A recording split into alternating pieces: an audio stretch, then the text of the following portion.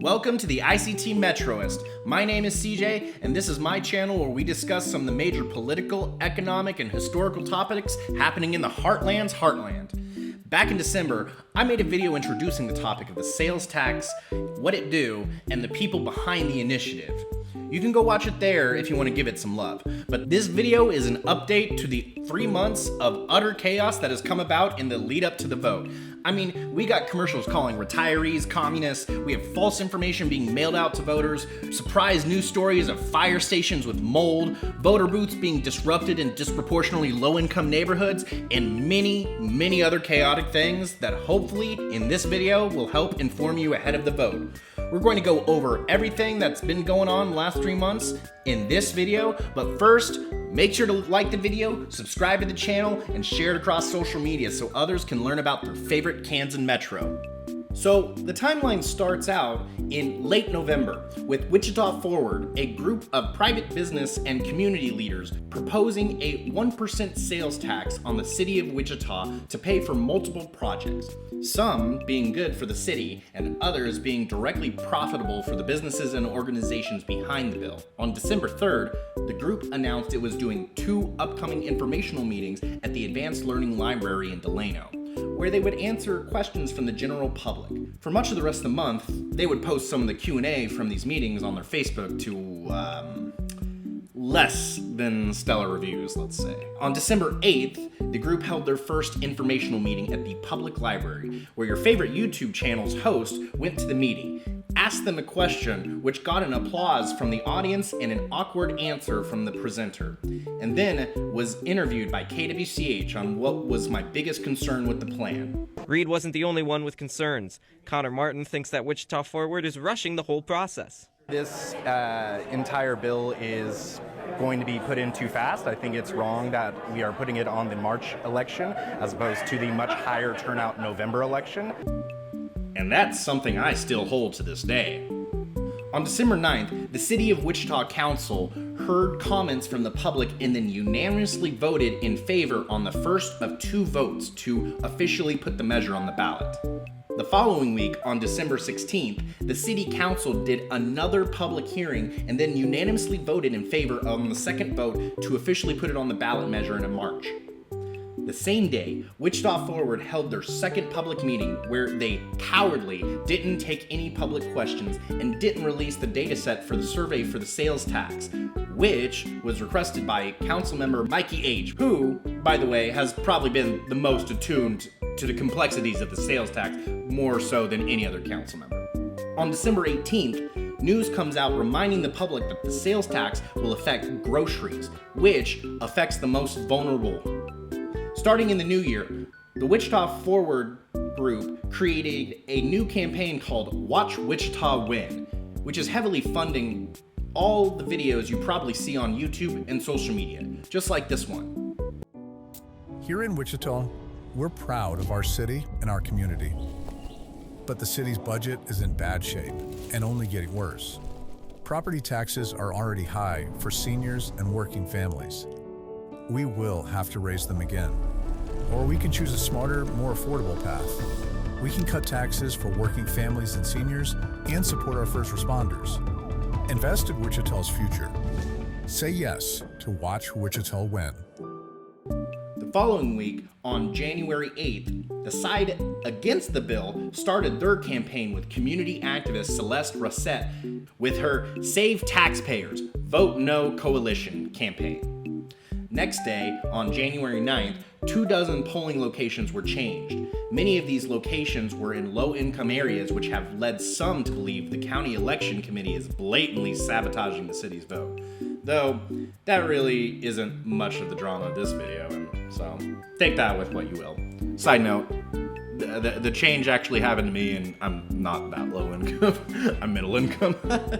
I'm doing fine, guys. Don't worry. I mean, subscribe and let's get your boy getting some passive income on this stuff, because that'd be pretty cool. All right, on January 14th, the City Council votes 5-2 to not postpone the vote after Mayor Wu, backed by Councilmember Mikey H., asked the City Council to postpone the vote to the August primary election. Councilmember Dalton Glasscock raised the issue of the cost from delay, not mentioning that these costs amount to less than 1% of the total $850 million that the sales tax revenue is supposed to bring in.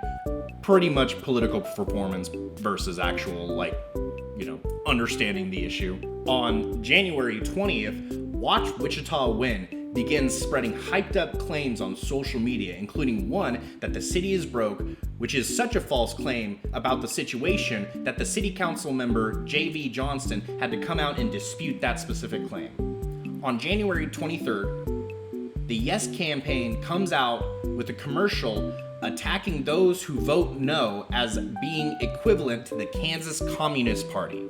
Within hours of release, they had to post a Facebook message apologizing for the video, saying it didn't represent their values and that they would remove it from all future advertisements. Though, let's give it a little watch. All across Wichita, there are seniors and working class families that desperately need a tax cut. We can cut taxes for those who need it most and increase funding in support of the heroes that keep us safe. But the Kansas Communist Party disagrees, opposing the plan in favor of their big government agenda. Stop radical Kansas communists. On March 3rd, say yes to watch Wichita win. Yikes. Didn't really think that one through, did they? Alright, also on the same day, the Metro Business Organization, the Wichita Regional Chamber of Commerce, came out in support of the bill and officially endorsed the Yes campaign. January 27th, the City Council begins discussion on the possible guardrails for the bill, which were a month and a half into this 3.5 month timeline, and the City Council now begins the public discussion on possible guardrails to make the bill more palatable to the voters. It's guys, City Council, guys, this is such a lazy and reactive way of governing. It's not, you guys should be proactive in governing, right? Why is it you guys have to be so reactive about everything? It's oi. Alrighty, back to the timeline. Later that night, there was a debate held at the Advanced Learning Library downtown. On January 29th, a majority of the Old Town Association Board, which governs the main bar district in Wichita, endorsed the sales tax proposal and endorsed the Yes campaign. On January 31st, mailers with wrong information surrounding early voting was sent out and had the Sedgwick County Elections Board and District Attorney come forward to clarify the wrong information sent out by the organization. Wichita Forward even had to make a post clarifying the information in the mailer. Guys, this is a pretty, disorganized campaign. On February 3rd, the Sedgwick County District Attorney investigates the Yes campaign for potentially misleading the public. The same day, the City Council meeting saw enraged voters who had seen the recent ad. My brothers and sisters wake up every morning to make sure that they can help you prevent the worst day of your life.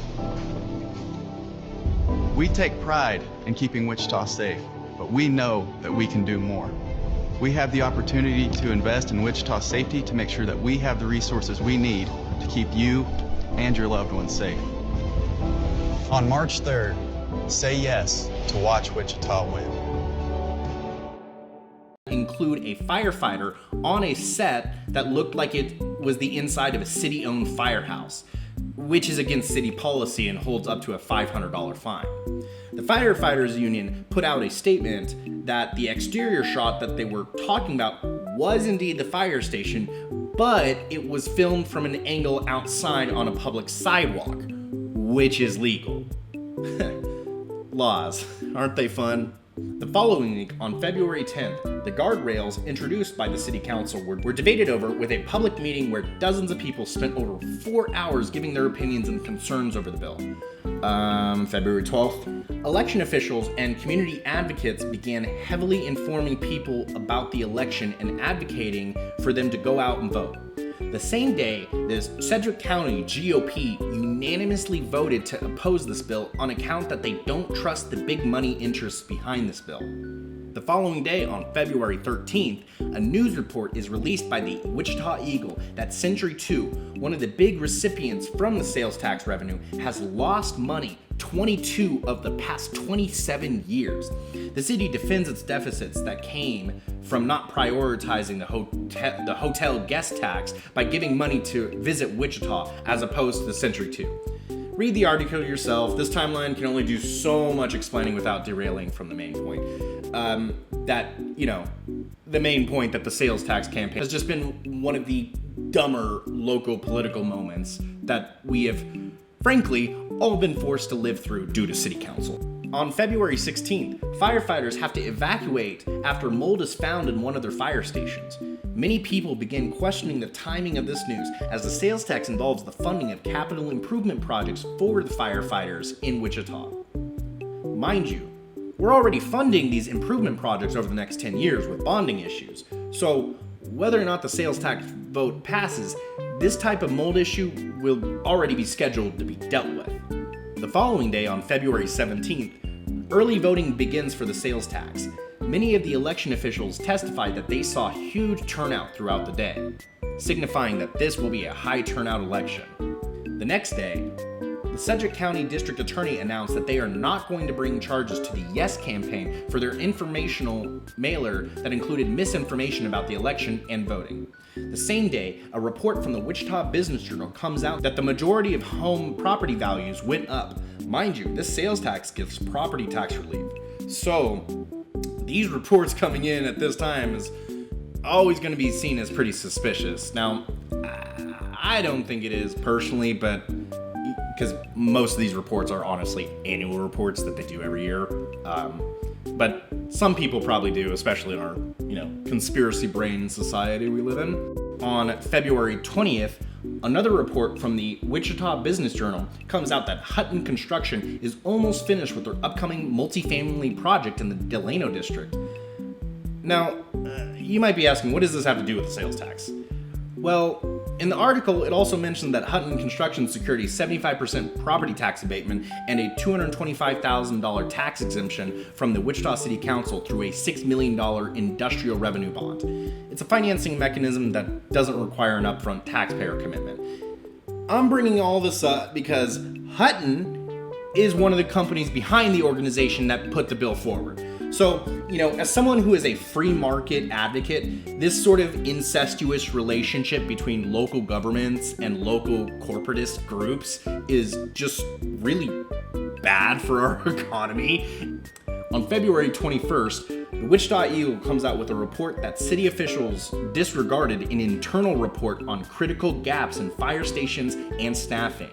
On the same day, February 21st, the City Council posts an informational video on the sales tax. March 3rd, 2026, Wichita voters will decide whether or not to approve a temporary 1% sales tax for 7 years. The city cannot advocate for or against the ballot question, which is why city messaging will remain neutral. However, we want citizens to learn as much about the ballot question as possible to make an informed choice when they vote. Here's some background. The proposal to put this on the ballot was requested by Wichita Forward, a private citizen-led organization.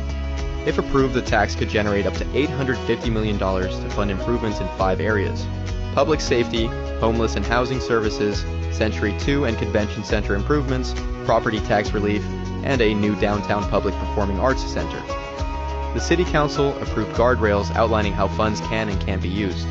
An oversight committee of up to 15 members would be established, meeting at least twice per year and providing annual financial audits to City Council. Funds cannot exceed amounts listed for each category. Public safety funds cannot be used for personnel or operations, and performing arts funding cannot be spent until at least $50 million in private funding has been pledged. To read the complete ballot language, view presentations, and review the guardrails, visit wichita.gov/ballot question. I made this comment, which basically ratioed the city's original post almost 2-to-1. Like, even the city's crappy attempt at being an unbiased information source still comes off as heavily biased. Like, that's just how dysfunctional this entire process has felt.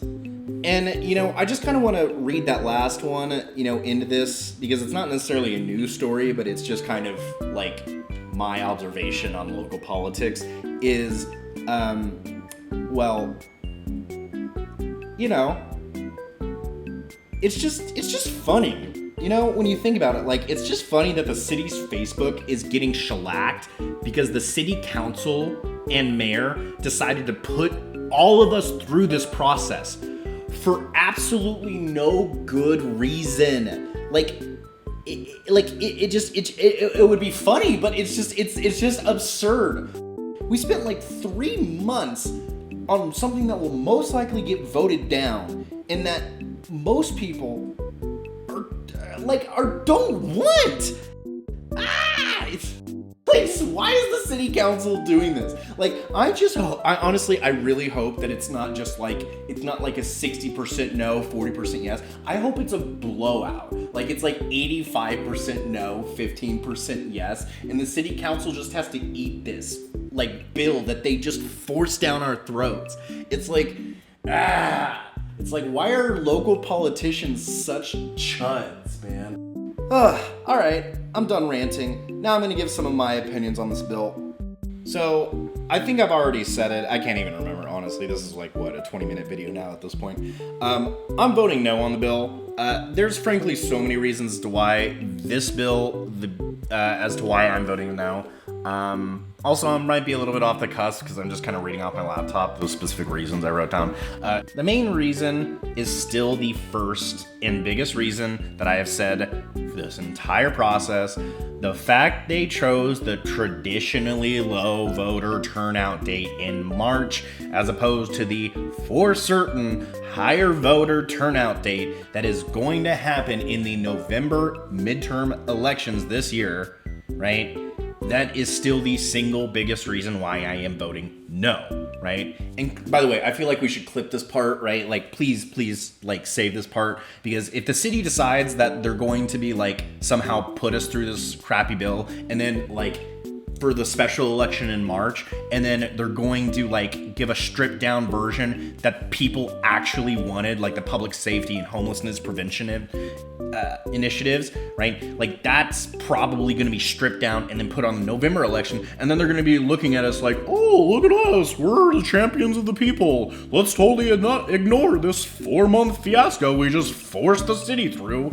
Like, hopefully, like, we'll just push this under the rug with the new sales tax proposal. I know, it's such a stupid voice I put them in. Like, it's just like this is such a stupid thing we've just been pushed through. And it's, by the way, I think people are gonna say, well, it's only $150,000, $200,000 to do the election, blah, blah, blah, blah, blah. And it's like, no, you know how many staffers had to go through all this stuff to make sure there were videos?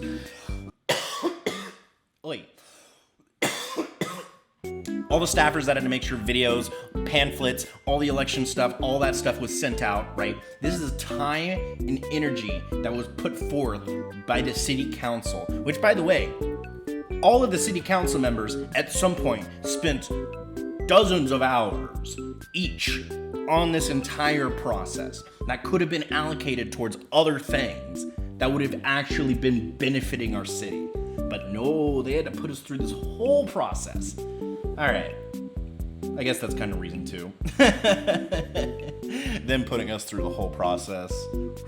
Reason 3. The people who disproportionately pay for this bill are going to be low-income individuals, right? Students and retirees on fixed incomes. And notice how almost none of these 3 groups are the main groups who are benefiting from this bill. So you got to think about public safety. Yes, that does affect everyone, and everyone pays in, everyone receives benefits in some sense, right? From lower crime rates, lower property crime, less violence, right? That does make sense. It benefits us all, so that is a good proposal. Homelessness prevention, you know, that benefits everyone too, in a sense, right? Those that are living on the streets get more resources. Those with property don't have homeless people loitering the area, which lowers traffic and property values. And it benefits everybody because it frees up policing resources that are being used for the current homeless situation. The property tax relief, that's wholly going to be going to a concentrated group of rich property owners over the benefit of those that rent and don't own property. Again, disproportionately younger, disproportionately poorer demographics. Century 2 improvements and the other concert halls, right, those are going to benefit mainly those that go to see the shows. And also, I mean, the construction and remodeling companies that are going to get the contract, the $1 million contracts for that stuff, so you got to think about that. But the group that's going to disproportionately benefit from this Century 2 and other performance arts and other convention centers are going to be the people who actually go to these shows, who actually go to these performances and go to the convention centers, right? They're going to be season ticket holders. I mean, like I just said, season ticket holders, those people who are going multiple times, they're being subsidized multiple times over to go see a show, right? Those are the people who are not disproportionately paying the sales tax. And again, that disproportionality between who pays and who benefits is also at the heart of why you shouldn't vote for this bill. Reason 4, the group behind this project are obviously doing this to get that 55% of the sales tax revenue that is not going to the public safety or homelessness prevention. I mean, how is this not constantly the framing of the whole debate, right? Local oligarchs want public money, so they use their tool sets in government to pass a bill that the oligarchs wrote themselves to gain that public money. And then they hire a campaign to try and pass this bill off as a public-focused effort to help the community. Like, it almost feels like a gigantic middle finger to the entire city's face. Like, that's just how stupid and insulting this entire process has been. And the group in city council that greenlit this whole project need to understand that people are pissed at you guys for doing this stupid stunt. And those are the main reasons why I'm not voting for this bill and why you shouldn't vote for this bill. You know, this video is supposed to be coming out on March 1st and will hopefully get boosted and hopefully get shared around in time before the bill. But this whole chaotic process that I just described to you from this timeline, that's going to be the sales tax, the revenue spent, and how the city council is going to treat it for the next 7 years. If you thought the last 3.5 months of chaotic stuff was happening because of the sales tax being proposed and then leading up to the election, just wait for when the actual money gets collected and then the actual money gets spent and or misspent.